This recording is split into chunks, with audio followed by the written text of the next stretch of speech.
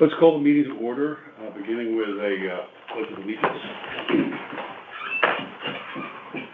I pledge allegiance to the flag of the United States of America and to the republic for which it stands, one nation, under God, indivisible, with liberty and justice for all. Great.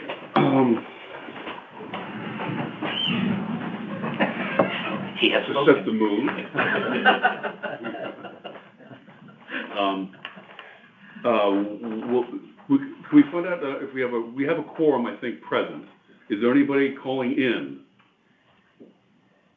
Not so far. We're recording now, so. You have the minutes for the meeting from June. Does anybody have any comments, any discussion? We have a move to accept the minutes from June 16. I move we accept the minutes as written from June 16. Any second? Second. I'll second. Any further discussion? The stack of those on the table at the end, I don't know. Okay. They're meant for you. No, We were passing them around. Okay, I'm sorry. Any further discussion? All those in favor say aye. Aye. Opposed? Thank you very much. So a lot of what I would report typically was going to fall into some of the other old business discussions, so I'm going to keep my discussions short. I mean, I think a lot of attention will be given to the Tide Mill Dam repair or not. Frankly, I think we've done a lot of the work outside of this room with the data that we received from the applicant to repairs. So you have a lot of information about that. And I'll talk a little bit about the people I've spoken to in relation to that prior to this meeting. You all should have a copy of this document from Tim Bishop that he sent yesterday evening, which talks about what he has done to proceed with this project, this repair project. And what he's saying also, which is perhaps not as clear in this, with the approval from DEEP and the decision to move forward, that he supports it. He supported it all along. With such support, he's suggesting that it has, from his perspective, little or no impact to Southport Harbor and therefore the Southport Harbor Management, the Fairfield Harbor Management Plan. But we can go into more detail. But if you could take a moment to read that, if you can. That's really. Jeff didn't get one. Jeff, are there extras of that? Yeah, there's plenty of them right there. No, that's the agenda. I got it.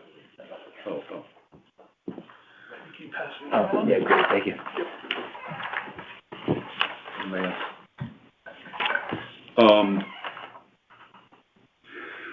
Okay, proceeding further with the Harbor Master report. Thank you, Mr. Chairman. It's been a busy month, as you can imagine, because we're in the heart of the season. I'll just go chronologically from June 18th through today, the 21st, what we've been up to. It began with a safety drill on June 18th that the Yacht Club had. Travis did an excellent job setting it up. He changed the scenario a little bit. We had the fire department out on the Harbor Master boat because none of their boats were working at the time. They've had some problems with the boat. The big boat obviously has had some problems. The rental boat, a new one's on order. The smaller boat, the inflatable, rigid inflatable in the harbor, has had repeated problems too. So it comes in and goes out, comes in and goes out. It was back in as this morning.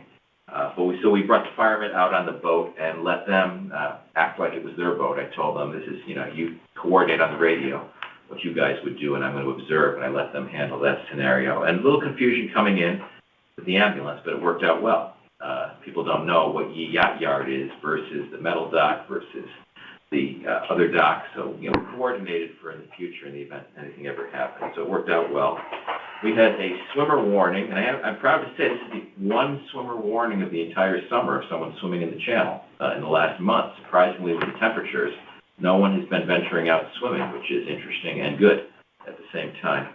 We removed a 15-foot log on the 20th and the 21st, 3 kayak PFD reminders, stopped a boat that had an excessive wake coming in the channel.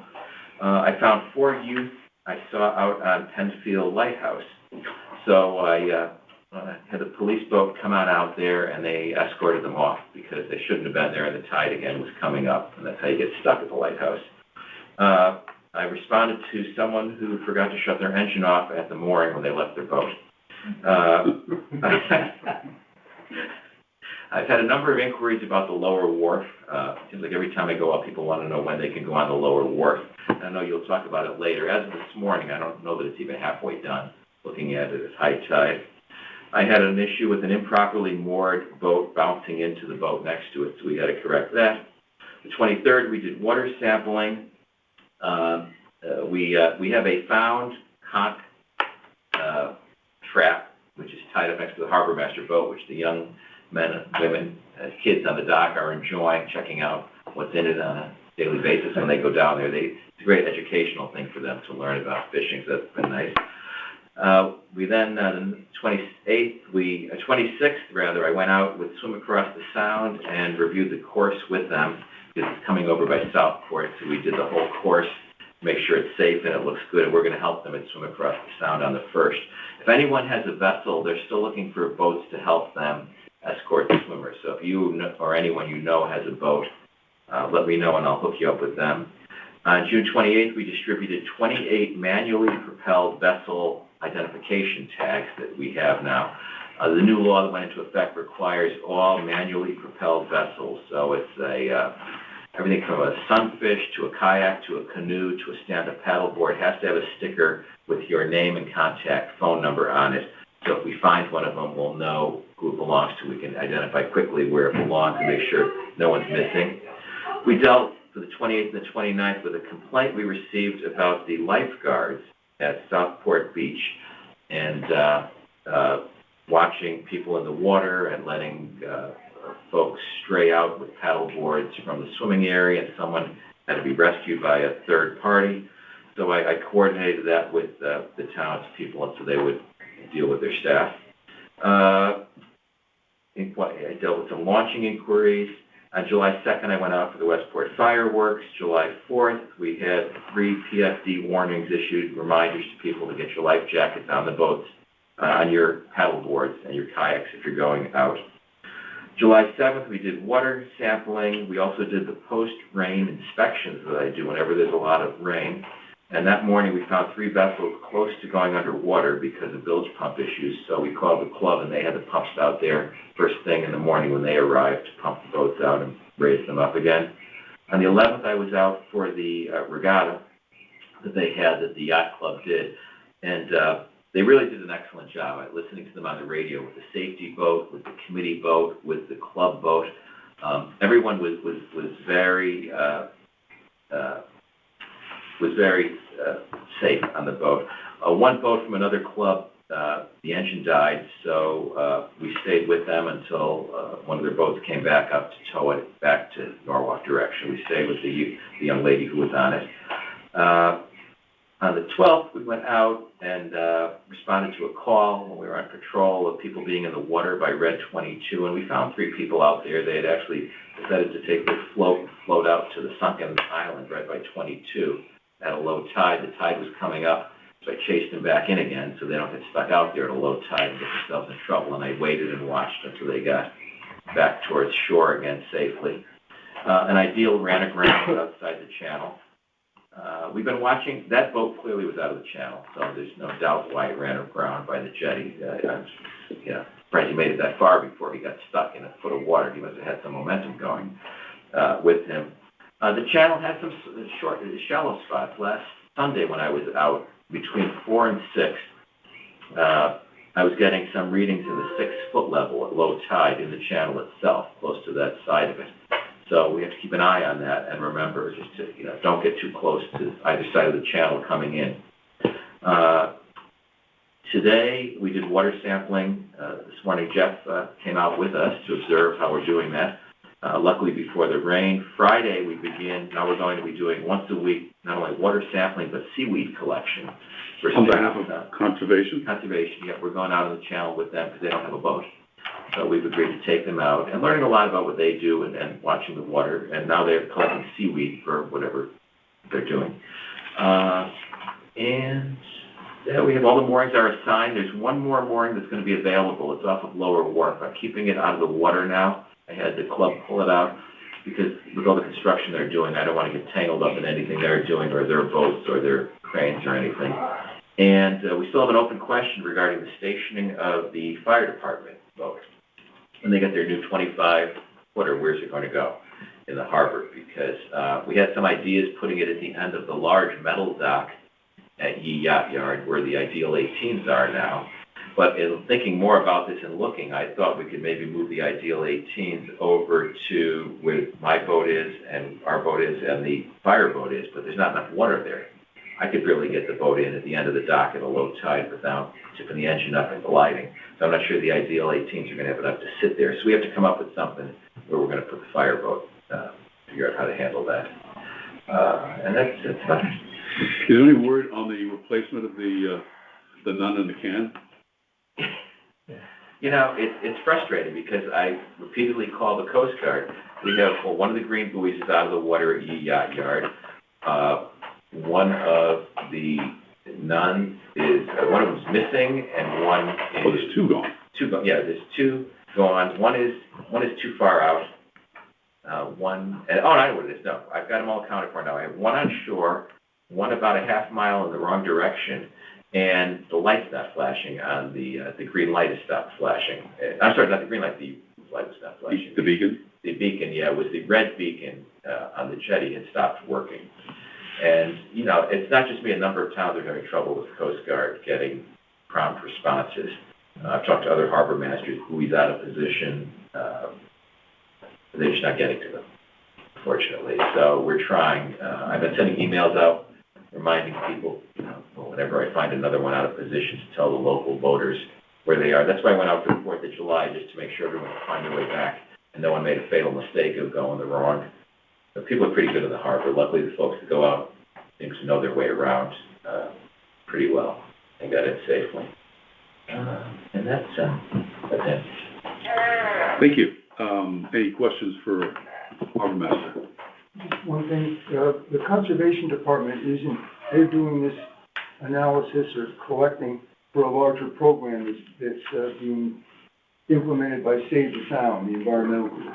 So the Conservation Department isn't analyzing the data. It's not, they're providing it to Save the Sound, and it's part of a larger project called the Unified Water Project. I have to look and see what that is. There's like 24 or 25 municipalities that go out on the same time, same days, I guess, Yeah. and to pull the samples out along the coast of Connecticut. And to get a good Save the Sound is providing snap. funds for the Conservation Department to do this. Got it. So I think it's another example of Southport Harbor being, in the forefront of environmental matters and management of the harbor. Yeah, we take one sample. They're very We eye-opening. pull one sample by the end of the North Anchorage. We then come over by where Hugh Smith's house was on the corner, the little feed into the channel there by Perry Green. We take another sample there, and then we go out by the Big Hinckley past Lower Wharf, and we take 2 samples from there. Always the same spot, always the same time. And now with the seaweed, that's going to take an hour plus. I don't know where we're getting that from yet to see. So we'll find out Friday where the seaweed location is. And maybe we could post some photos on the website, with an explanation of the project with the harbor master boat and the people from the Conservation Department. Yeah. Good. A minor thing, but the state sticker program. Yeah. I have not found a Sharpie that lasts in the sun. They all fade. Have you found that? I don't know. I've not. So spread the word. I think grease pencils are black, yellow, orange. Okay. They're probably the only thing that's going to last on there. That's what I have now. Yeah. Thank you. Like the artist grease pencils, you mean? Just like They're called China markers, and they're Okay. designed to write on glass. And Okay. they're waxy, greasy, Okay. and I think that's going to last. Perfect. Thank you. Very good, thank you. Starting with old business number 1, Pat Curl Memorial Committee. Mr. Veer. Thank you, Mr. Chairman. As I think we all know, the proposal is to designate the fishing platform in memory of Patrick L. Carroll Jr., who was harbour master from 1992 to 2014. With that in mind, the committee put forward the suggestion for a legal opinion to Phil Perez about that, with particular regard to who was responsible for the lower wharf. And he came back and stated that the charter vests with the town's executive board of select persons, and then therefore he's suggesting a permanent designation is ultimately should be approved by and reviewed by the board of select persons. So my proposal is that we should put a formal request to the board of select persons that we can do this designation if the board approves. I'm not so sure that the board approval is necessary. We've already agreed to move forward with the memorial. This is just a matter of process to ask the board of select persons to agree to this. Okay. But why don't we have that letter? Jeff, could you draw up a letter to Yes. that? And then we'll just get that done and then we'll move forward. And essentially ask the board of select persons to agree to Designate take it, the to name it. action that the Harbor Commission has recommended be done. That's Well, right. I mean, I think Brian already gave us some language toward that as well. You might just use that and riff off of that to have the, That was the resolution we did. Yeah. You've had the letter from Phil Pierce, haven't you? Everybody should have had that. No, that was a good, thoughtful letter. Yes, that's right. And we would leave it up to them to implement this by putting up a plaque or something like that. Yes, I and think that's it's what we a propose in the letter. A resolution by the board of selectmen to get to, whatever they have to do to make this a formal action. Yeah. But do we leave it, do they just need to approve it and then we implement it? Or they approve it and implement it? Are you talking implementing, you mean Well, putting the sign. putting a sign up? Yeah. No, I think that's on us further That's what down. I I think the first step is to get it designated as the Patrick L. Carroll Yeah. Memorial Fishing. By the agency of the town that has the final authority to do that, and that's what Mr. Perez said is the board of selectmen. Yeah, I wanted to just clarify what Pat was saying. I think all we need is their approval and then the HMC. Yeah. And I think if you remember that the Carroll family had offered funding, which you could use for that plaque when you're ready to purchase it. It sounds like they could completely fund it. I mean, it's a fairly modest thing. Right, I mean, yeah, it yeah. can't be much because it can't be a stand-up sign. And, you know, we're talking about a brass plaque similar to the ones that are there on the rock that would be on the post or the side of the entrance to the fishing pier. And I think just one other thing, if you haven't seen it recently this morning, you know, Jeff and I noticed it when we went out, the top decking has been put on, or the framing around the top, so you can actually see it as a pier as opposed to some random different height pilings. You did a good job. I mean, what you did, making it full size like that is beautiful. I think the public is just gonna love this. It is so big and it looks really nice. It's exactly what belongs out there. Right. And I think you'd be very proud of what you did when you see it now. Next time you go by in the boats, take a look at it, and it's pretty impressive. And I know that Carroll family and other officials in the town would look forward, if the work can be completed this summer, to have a dedication ceremony. They're almost halfway done, it looks like, the rest of it. Okay, any further questions on the memorial? Moving on to Harbor Management Legislation Initiative. Would there be a vote to do that, Chris? To do what? To move forward to the board of No, selectmen? that's what I'm saying. We don't need to vote. We've already agreed to move forward. This is a procedural step. Just passing it on, okay. Yeah. Okay. Thank you. Based on the instructions of the town attorney, all right. Jeff, the Harbor Management Legislation Initiative? Nothing to report on it now. When the next session starts, we'll continue to work on it. I'm going to remove this from further meetings until you say you would like to have it added because you have new information, okay? Tide Mill Dam repair update. So there's a lot around this, and I think we've all had the opportunity to review the information.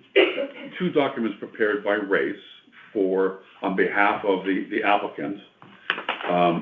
And we've heard from Jonathan Mullen, who's from the TPZ, to tell us what the procedural steps are that, I spoke to him myself about what procedural steps they're requiring from us. And of course, Tim Bishop, I spoke to him and I heard at length his opinions on it. And, you could see an argument being made to return it to its natural state as the Bishop Pond, or I think whatever it's called, down by the Post Road and Shake Shack. But this, in fact, was in place well before, obviously 300 years, well before our harbor management plan was put into place. So the harbor management plan was put into place with that intact, and therefore the harbor returning it to that state would be, just on that basis, consistent with the harbor management plan, if you will. I heard from Ramsey Goodrich, who's the owner he's representative of the owner group. They're anxious to proceed. They're waiting for all the consents from all the different agencies to be given to TPZ so that they can give their final review on the coastal management site plan. And then they are prepared to move forward on the project as soon as August 1st of this year. I mean, they're Terry Engineering, Terry Construction are ready to move. They talked to Historic Commission to make sure that what is being built is going to be consistent with what's been there in the past. They've given their blessing on it. There's a lot of attention to how it would be, how they would proceed, with a construction plan to put in coffer dams to be able to preserve any water flowing out with silt and mud that would go into the harbor or even upstream at different times, and to allow them to do the work. And they would do one part and then the other part, even doing a temporary dam on the where the big tide gates are, to allow for quicker access to tide control, so that they can work on these other parts and then install the actual replaced tide gates. And of course, you all saw in the report how there's the deep fisheries in their back in the certificate of permission, as well as included in the original plan from Race, an allowance for passage of fish during spawning seasons, 2-3 months a year, whatever it is, to open up one of the 3 gates to allow passage of fish to spawn upstream. And they're committing, I'm talking about the owners, to proceed with that and ensure that those are going to be maintained and open and close. And I think, there's a lot of information. You've all had the chance to absorb it. I think what it comes down to is let's have some dialogue and discussion as to whether, what we're focused on is this repair helpful to Southport Harbor and consistent to the harbor management plan? That's really what we're talking about. Yeah, my advice is that there's no question that it's consistent with the plan, and the commission found it consistent with respect to the DEP application. And the policy that's most relevant is that the plan supports and encourages timely maintenance and repair of existing shoreline structures. So as far as the consistency with the plan, nothing's changed since we reviewed it with and commented to the DEP. That comment also, that letter, the consistency, was also based on 2 things: provided that appropriate best management practices are required for application during construction to ensure no adverse impact, which is going to be a part of this, and that appropriate requirements are established and responsibilities assigned for monitoring the proposed March 15th to June 15th tide gate opening to provide fish passage, and with the understanding that DEP has properly evaluated the environmental impacts of the proposed tide gate opening. So my recommendation and suggestion is to just reiterate the findings that were made to DEP with those 2 provisions and that one understanding. And we also mentioned in the letter to DEP that in the course of doing this work, the larger issues having to do with flow in the Mill River were brought up that are beyond the scope of this particular project, but that will receive more attention from the commission in the future. I mean, that's a separate matter, and but my recommendation is to reiterate the previous findings and perhaps add that, and again, like Chris said, that all of the indications are that they're going to start the work in August, and DEEP informed us today that that's their understanding too.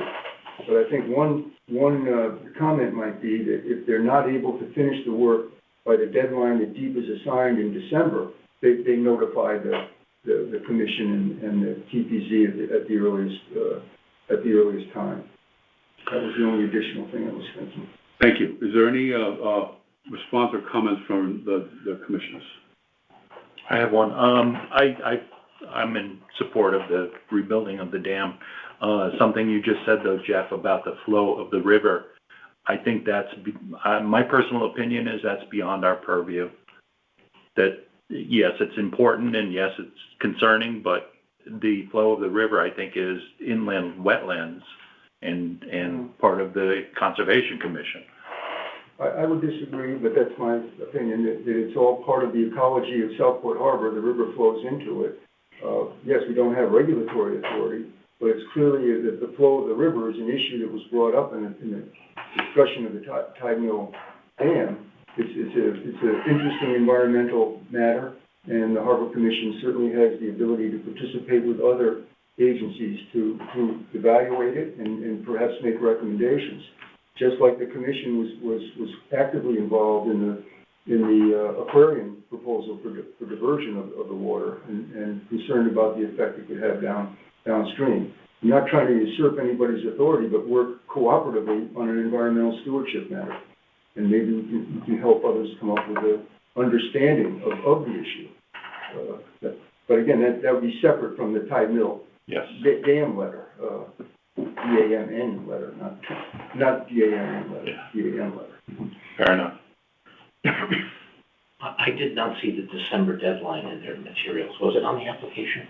No, it's in the DEP permit review, the DEP certificate review. Give me a minute, I'll find it. And there's also a blackout period of construction. I thought it was in the springtime. So that doesn't make sense to the timeline, but it's there. Bear with me. Okay. Well, maybe we can confirm that later, but are there any other comments on this project that discussion on? I think we should proceed, and the engineering seems to be very valid at what they've talked about. I'm sure they're gonna, I'm not quite sure why they don't have cofferdams on both sides, but. I think they will.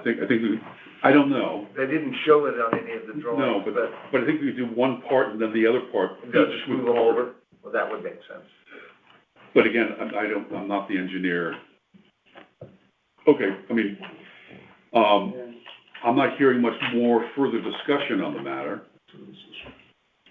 I'm not hearing more discussion on the matter. I think I would entertain a motion to respond to TPZ that we don't, that with a letter saying that we find the repair project to be consistent with the harbor management plan. And with the comments that we reiterated. What you reiterated. So you put those in there, and we'll talk about those. Okay, but the letter itself is what we should vote on, and I think if somebody would make a motion, I'd be happy to make the motion. Would somebody second it? Second. Further discussion. Jeff, the areas that you're saying is that they would perform the work on a timely basis, that they would perform the work using reasonable and customary best practices. And monitor. And monitoring. And monitor the 6-month period that the kids are up in. Those are the 3. The comments that were made in the letter to DEEP on this were consistent with the plan provided, number one, appropriate best management practices are required for application during construction to ensure no significant adverse impacts on coastal resources and environmental quality, including water quality. Those are conditions applied by TPZ. Number two, appropriate requirements are established and responsibilities assigned for monitoring of the proposed March 15 to June 15 tide gate opening to provide fish passage upstream in the Mill River, to monitor that. And then the third was the understanding that the potential environmental impacts of the proposed tide gate opening have been evaluated by DEEP in the regulatory process. And then the other one that I suggested, which wasn't in the original one, is if the applicant is not able to complete the project by the deadline established by DEEP, they should notify the Harbor Commission and TPZ at the earliest time. But there's no indication that they're not.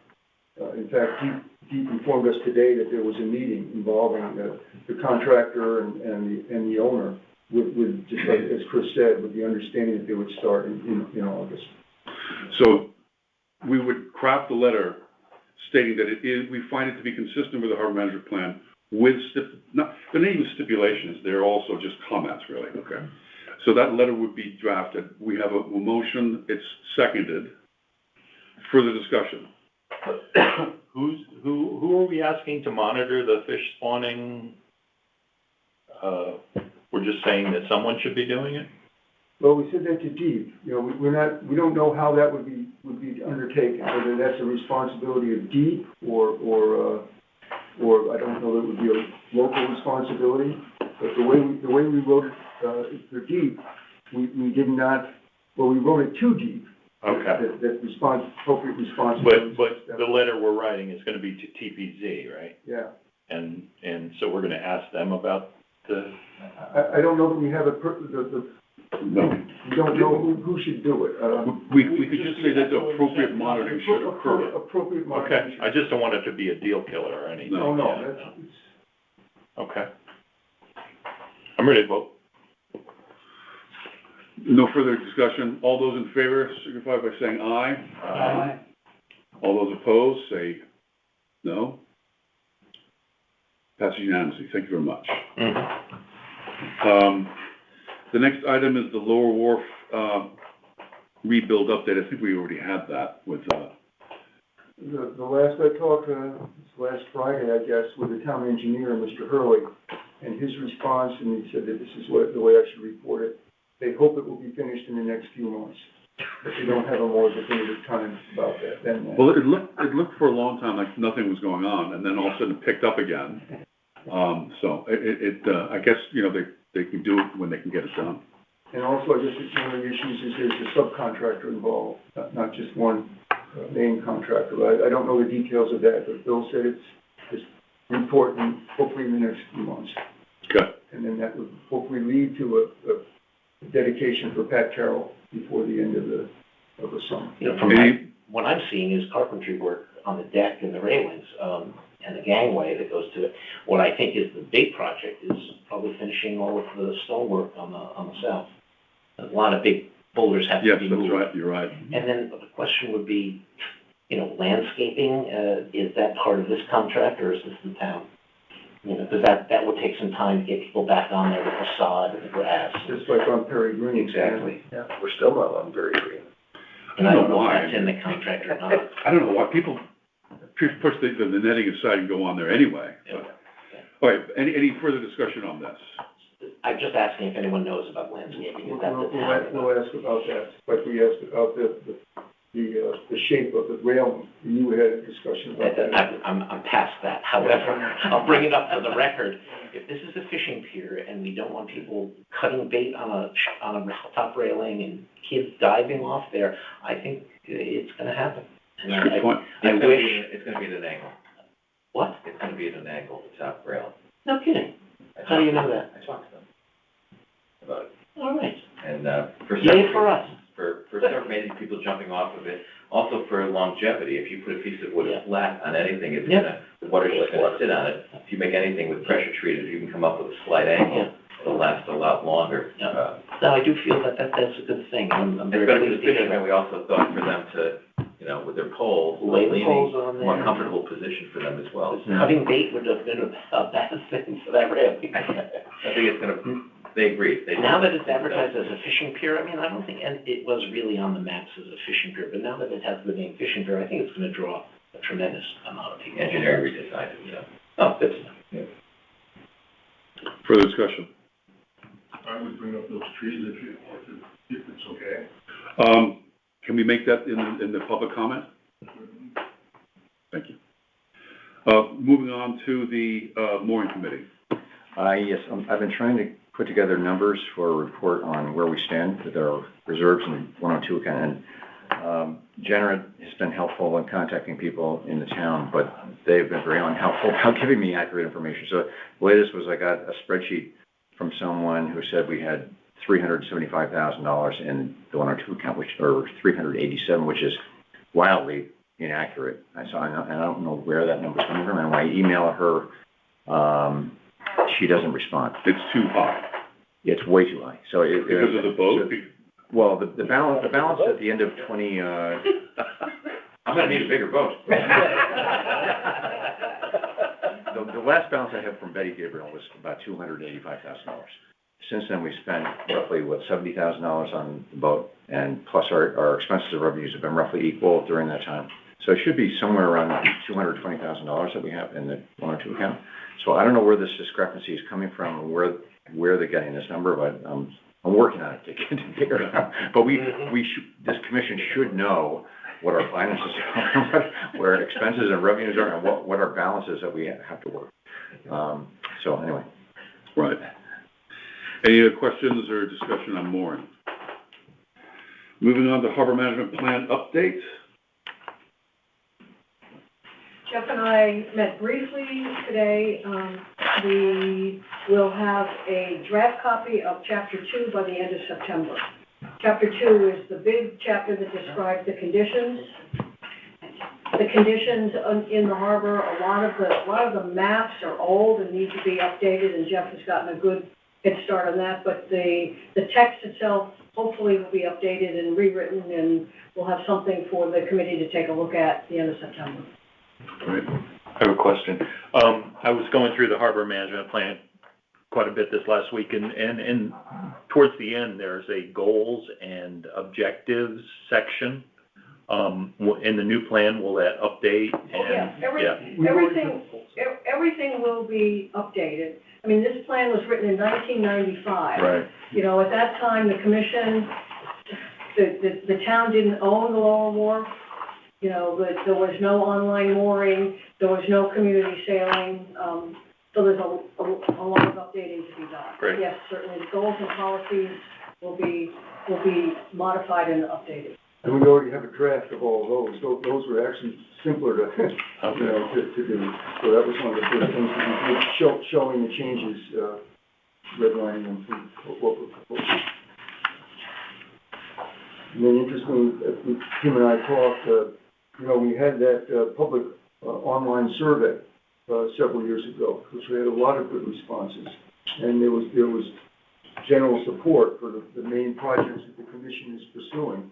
And some of those now have been successfully completed, including the dredging of the entrance channel and the work on the lower water here. So I think I think the commission did a good job many years ago, because the basic policies and goals are essentially still applicable. Not essentially, they are. And now we're looking forward to the new priorities. Very good, thank you. Any questions for any further discussion? Sand management plan. Jeff and I have been in a little bit of discussion on this. From my point of view, when I looked at it, and it looks like in 2010, we hired Race, and they made the estimates of the sand motion normal for a year and sand after a major storm like Sandy. And their proposal basically was shown to use sand traps that would need to be cleaned at a regular basis. I would like to propose that the Harbor Committee hires Race to develop a design for the sand traps, gives us a cost to know what it would be to develop design for sand traps to handle the yearly migration and storm event. And due to the questions around the country club beach, I would propose that the yearly sand trap would be against the east side, or the east side of the breakwater on the country club beach side. So what would be? The sand trap that would catch the yearly migration, which is 1,500. But the country club was really resistant to that. Well, they would have to, and I'm saying they need to develop a design that we can show the country club how that fits into the beach and how it can be there without impacting them, but how it would prevent sand from coming over from the yearly event. And the advantage of it there is it's going to be the cheapest place to clean out at the end of each year, which if we don't clean it out, it has zero value other than the first time we create it for 1 year. So if it could be in this area, and they need to show it, that would make sense from a standpoint that that sand could be taken back each year. It would be the cheapest option to do it, and it would cover most of our years until we had a big storm event. We wouldn't have to do much else except yearly take that back. The second trap that they showed on their design should be probably sized to be for the Sandy event. And it would be on this side and designed to capture any sand that happened in a big event without it impacting as much as it did into the navigation channel. And that should be designed to also be cleaned out at some point. So the request would be to develop these drawings such that we can go to the stakeholders, Country Club, Town of Fairfield, ourselves, to look at what that is, and so that we can get buy-in and have something other than just people waving their arms to show what it would look like. Mike, if I may suggest, the country club as the owner is the main stakeholder. I mean, unfortunately, they're going to say yes or no to a lot of the plans. If you bring them in early in the process and maybe speak to them with race and have this fellow, I can't remember his name right off the bat, the guy who's a member and Race knows him very well. Right. They know Race very well. He knows Race very well. Get him in there early. Santi. But I think right now all we need is a price, because we've got a price for the plan and the drawing. For the plan. So I'm proposing that we go to Race and say we want to do these things. We would like a plan that we can develop for the stakeholders, and we need to know the cost of what it's going to be.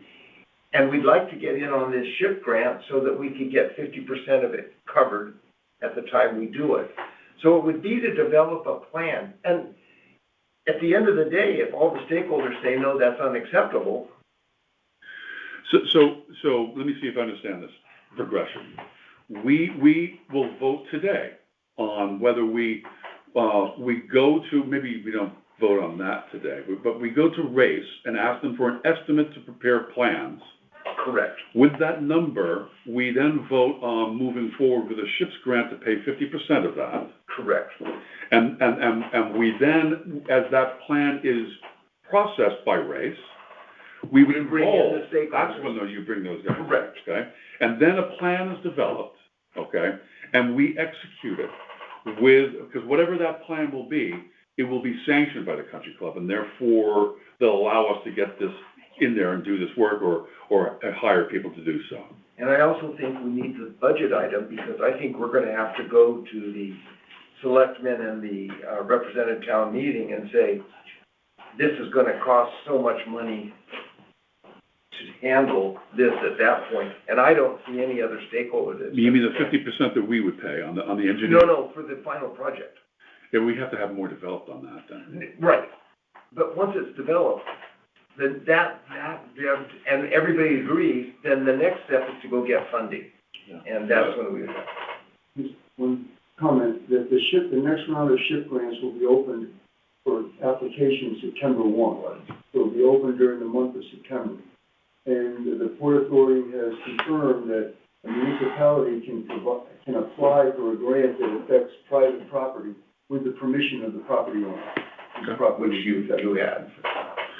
Yeah, we go back and get specific permission for this, but what I had was permission for, if you guys, the permission sounded like this. If you guys want to do something to fix this, which is your problem, we won't reasonably get into your way. We'll give you access. But you know, they're concerned about digging a big pit right next to a playground and a pool where young kids are gonna have a potential of falling in, and they're, you know, it's a safety matter. They're also concerned about what it looks like if you're sitting on the beach or on that deck and you're looking at this big pit. Good, reasonable things to ask about. And alternative, and they recommend this alternative approach would be yearly movement of sand east of the Which would be required. you have to do it anyway. Quite frankly, I'm hoping it becomes a contoured part of the beach structure that's very satisfying to them, not safety issues. Using the breakwater that we already have as giving us the end spot, where we need to dig into some of this area that we're just basically catching it and gonna return it. Now, what it looks like until we get them to do the survey of what, because 1,500 cubic feet of sand is not a huge volume of material. I think they can contour that to make something satisfying. And it's part of the write-up is that it needs to be designed so it meets the requirements of the country club. If it looks like a rectangular trench built into the beach with fencing around it, No, that would be I don't really, foresee that there. that would be probably shut down. If in fact you're changing the contour of the beach where along the jetty, it just contours steeper down into the water, I think that would be fine. But we're getting ahead of ourselves, so we're... But I envision that that's gonna be possible there. Yep. I don't envision it's big enough for the Sandy event. That's why I said the second trap on the other side would have to be also built. And if you had a minor storm, you're gonna have to clean out that minor storm as well. But the other key thing, and the thing was saying that we wanted, or what I said is the deliverables. Design drawings in sufficient detail to allow the stakeholders, and I list them, to understand the impact that the tramps would have on the beach and on the east side of the breakwater. Describe the construction work required in sufficient detail to allow the project to be bid if it goes forward. Cost estimate for construction of the traps, which could possibly be a budget item in 2027 for town of Fairfield. Cost estimate for permitting the project to have to be required, and a cost estimate for the yearly maintenance, so that when we talk about to the stakeholders, Right. here's what your ongoing cost is, related. They're gonna say they don't want to pay anything. So try to get them. We would do that on the town of Fairfield would take that upon itself. Correct. If they agree. All right, so why don't you go ahead and get some quotes and estimates from Race, and then we talk about it in August. I think that would be perfect. Is it also possible, if there's resistance to the trap on the east side, to develop an alternate approach or a hybrid approach? Would be a different way of removing on the east side and putting a trap on the west side for the Sandy event?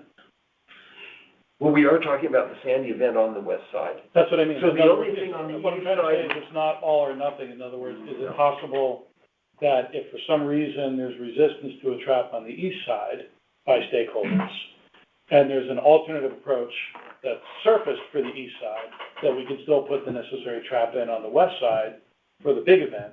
Yeah.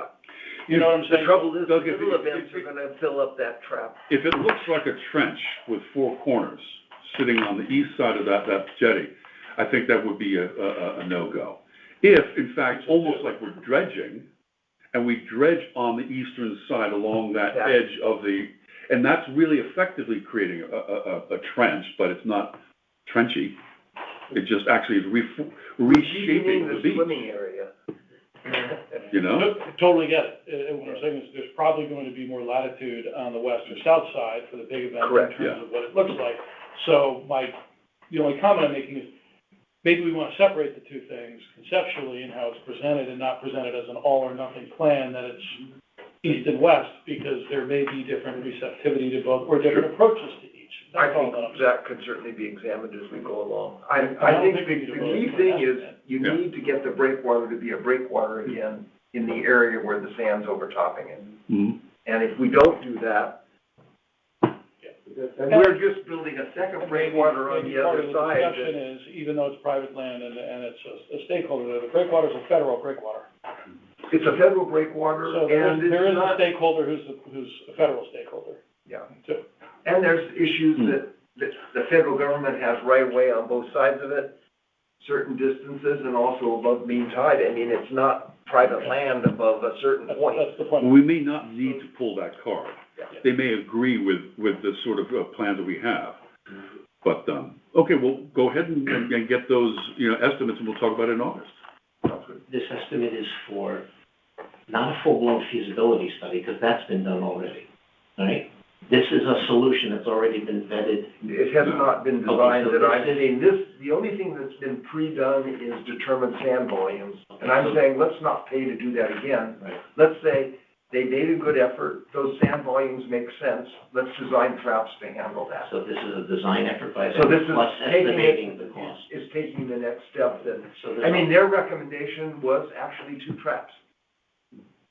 So they have a little bit of They thought I had pre-engineering done on this, so it's not from scratch, okay? Well, they're gonna have to go back and fly this at low tide so that they can get good contour information, because what you're really doing is an excavation project and contouring land. So And dredging. it's exactly right. It's a little bit of pre-engineering, cost estimating on the construction work and the long-term. And enough detail that they can give us a cost estimate that we can use going forward for both the construction work and the maintenance work. Does race do that Okay. effectively? yes, but, and again, what we're talking about is nothing unusual. It's just called, sand backpacking, but it's a part of maintaining every jetty that's constructed. It's just never. It's never been done It's here. never been done here, but it's part of every jetty project. Good. Thank you very much. Any other questions, further discussion? Moving. Sorry, is there a motion to have Mike reach out and make the? I don't think we need, I think Not for an estimate. we need to vote on what the estimate says and what to do with the estimate, not to get an estimate, I don't think. We're not paying any money for this. Yeah. No, We're- not yet. Yeah.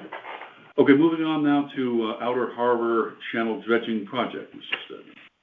And that's interesting too, because that's our next phase of the federal maintenance dredging project. And earlier this year, we talked with a representative from Representative Hines' office about the outer project. And as a result of those discussions, in the Federal Water Resources Development Act of 2026, which was passed by Congress a few months ago, I guess, there's a list of projects that the Secretary will, these aren't funded yet, but a list of projects that the Secretary, meaning the Secretary of the Army, will work to advance. And the Southport Harbor project is listed on that, which I thought was a major accomplishment. It doesn't mean it will be done, but it's identified, it's on page 338 of the Water Resources Development Act of 2026. So our next, and also we're in a good position because the other 2 projects in Western Connecticut that are being pursued now are in Greenwich Harbor and in Stamford. And both of those projects involve contaminated material, for which there's no place now to dispose of. It's a big issue. The material in the outer harbor for us is, as far as we know, is clean material. It doesn't require special handling. So right now, the Corps is focused on the getting some things in order for Greenwich, and then they're going to turn their attention to the outer harbor in Southport. And we have to get to them that harbor information form that they provided to us several months ago. And Brian has filled that out with the list of all the number of boats that use the channel. So right now, there's nothing for us to do except to complete that form, identifying the users of the channel and also the importance of the significance of that outer harbor channel to the community. And that's what we're working on now. And the project manager will be the same person, Ms. Siligato, who's was the project manager for the first phase. Thank you. Any questions? So on that dredging project, the first phase, you were today visiting the country club and put up stakes? No, the stakes have been, Tim and Bruce Keefner and I visited the area that we're calling the conservation plant area, where the plants were transplanted that would have otherwise been affected by the first dredging project. And at that time, we put stakes up around it and string fencing between the stakes. And when we went down today, there's been no disturbance. So everything had worked fine. And now we're wondering if it's even necessary to put up the small signs on the stakes. Because But the plants were healthy and in good shape? well, there's no disturbance. We're not qualified to identify the. But they looked like they were alive. Good. And, but we have to do as part of the whole overall project and to comply with DEEP's requirements, we have to do an assessment of the survival of the plants that we won't know about until August. And the botanist said that the plants most concerned will bloom in August. And so the Corps has asked that he, come to Mr. Cowan, visit the site again and do an assessment and write a report for DEEP. Got it. Mr. Cowan's bill for this, I think the first time was $3,000. He's asked for $3,500 for this phase of the work. But that's where we are. And still the DEEP has to visit and look at the site. Okay. But there's no indication that there was disturbance of somebody digging it up, Good. ripping it up. Kids playing or anything like that, so that's all good. It was all good. Thank you very much. Any other questions on the dredging outer and inner sections? Moving on to status of projects to consider for available SHIP grants. Of course, we're now talking about potential at a later date with the race report, the planning. We don't have anything else on that. Brian has brought up the possibility of trying to, not the possibility of trying, but reapplying to not renew, but get a new permit that we had previously for the dredging around the yacht yard and the boat ramp. And I heard from one of the users of the boat ramp, actually, from the Connecticut Audubon Society, that at low tide, it's very difficult to use the ramp. And that's because that last panel was never put in place. Never put in. It was never put in because it required dredging of that area. Miley Bull is the fellow from Audubon. He thought he might come to the meeting today. So one possibility to consider is to go back and try to, again, apply for the permit, get the permit for dredging and see if there is an opportunity now to dispose of that material. But that would be a Parks and Rec activity, right? It was the Harbor Commission's project the last time. Why? It's the harbor. But that area is maintained by Parks and Rec. I would argue the surface facilities are maintained by our first. The SHIP plan is set up for applications from the Harbor Management Commission for consistency that are consistent with the Harbor Management Plan. So all the responsibilities for what we call the Lower Wharf Improvement Project at the time, which include not just the work at the Lower Wharf, but also the access from the boat launching ramp. That was all a project that was essentially designed and applied for by the Harbor Management Commission. Well, I'd say we should proceed with that, but in concert with the Parks and Rec. Yes. And not doing it on our own. Oh, no, that would be part of the application that we have, the support for doing it. And then Brian also suggested about perhaps extending some of the docking facilities that are there to accommodate the Harbor Master Boat better. But again, to do all this, we need the professional cost estimate for the permitting, and then we'd also have to have the 50% cost share. Because when we did this before, there wasn't a 50% cost share for planning studies, for planning work. Okay. Can I propose that when we talk to Race, we include that as, I get two estimates? Yeah. Sure. Good idea. Basically redoing what we had before. Yeah. Okay, that brings us to new applications. Are there any new applications to consider? I have one quick thing to put on our radar. I spoke to Don Hyman this past month, and he's a frequent yacht yard, and I know that's run by town planning and zoning, but he had the idea that the pictures and the history of yacht yard should be updated somehow and possibly enhanced. They're kind of fading, aren't they? There. Well, interestingly, I asked the Port Authority if, the SHIP grant would be available for doing those, interpretive display, you know, like you have on a pedestal at the park. And the answer was not the SHIP grant, but they're about to announce another grant program that would be available for public information and outreach such as that. They haven't posted that yet, but that's something that we could do very, very easily. Right. To make a display of the history of the Yigad yard. Good.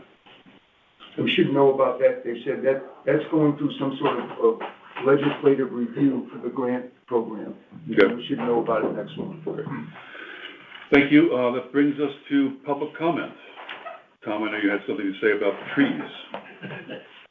Well, I happen to run the tree planting program for the town, and part of it is a commemorative tree program. And we have a few people that have applied to have commemorative trees or memorial trees planted in someone's honor in Southport. And I couldn't think of a better place than to put it on some of the reconstructed or being constructed work that you guys have been talking about for the last 6 months. So The Lower Wharf. Lower Wharf or alternatives based on park or who owns what. Yeah. Because I'm hearing P&Z and I know the parks are involved, but so that's over my head. So I've applied to the parks for permission, and that would get us to the Lower Wharf, correct? No, that would get you to the Yee Yard. And then the Lower Wharf is managed by this commission according to the deed to the town. So we're going through the approvals. That's where we're at, and also suggestions if it doesn't come through. So if any. Do you have a copy of that deed? You can, I can't remember what it stipulated about, Trying to look for it now. Yeah. Three I benches, have to look and see what that has to say about, three benches are all that's allowed. benches, but plantings? The plantings, have to be on the property, the private property have to be under 5 feet. Because they don't want to obstruct the view. There's Those a, are the types of obstacles that I'm trying to overcome. what they call it, a visual easement or something. Yeah. So they wouldn't allow shade trees in most of I don't think so, yeah. So that, take it back. Okay. All right, thank you very But I would say, if there's any of you that have public spaces in Southport that you could recommend for doing this, we've been so successful with some of this program that we're running out of spaces, public spaces where we can have outside, or people donate trees to. Thanks very much, Tom. So I think that brings us to the end. Is there any other further discussion or other items? Hearing none, I call the meeting adjourned. Thank you very much, everyone. Thank you.